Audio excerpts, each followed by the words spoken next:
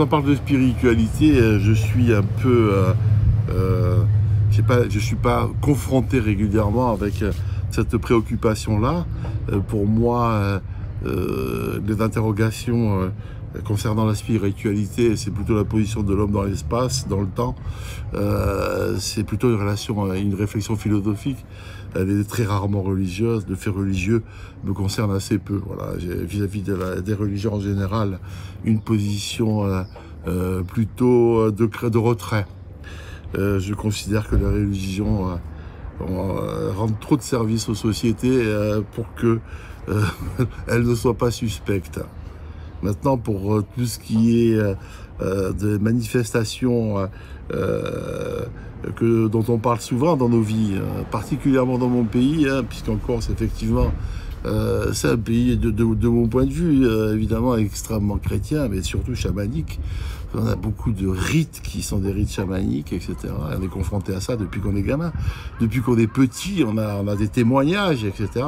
Donc, effectivement, je n'ai pas, vis-à-vis de ces observations, je ne méprise pas du tout les gens qui y croient.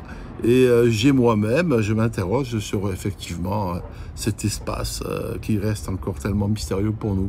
Donc c'est ça, cette part de spiritualité en fait qui me concerne.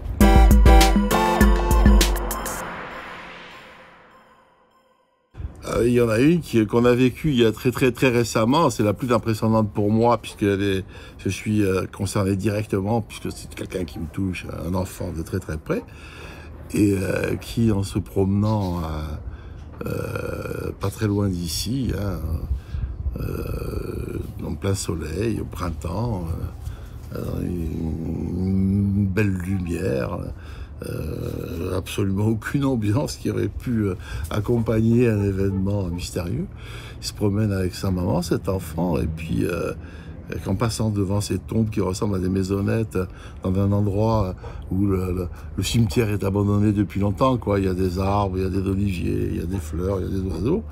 La gosse pétrifiée, elle refuse d'avancer. Sa maman s'aperçoit qu'elle a peur, elle lui demande ce qu'elle a, et elle tremble quasiment, quoi. Elle est très étonnée.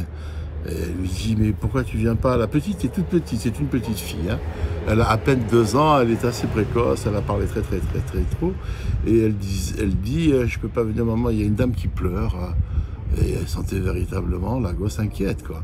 Alors, autour d'elle, il n'y a personne, elle essaie de la rassurer. Et elle insiste, la gosse insiste, non, maman, la dame pleure, elle peut pas sortir, Alors, sa mère s'approche d'elle, sa mère, c'est très proche de moi, donc, s'approche d'elle et essaie de la rassurer. Et elle lui dit, non, maman, elle a un bébé, le bébé qui pleure, ils peuvent pas sortir, ils sont enfermés, il y a des grilles.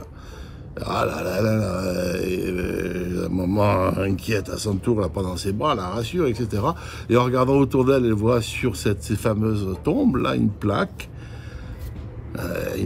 sans rien qui puisse informer une gamine de 2 ans, évidemment qui ne sait pas lire, pas encore, enfin, et qui voit sur cette plaque qu'à cet endroit-là a été enterrée une jeune femme avec son bébé de 3 mois, il y a plus de 80 ans.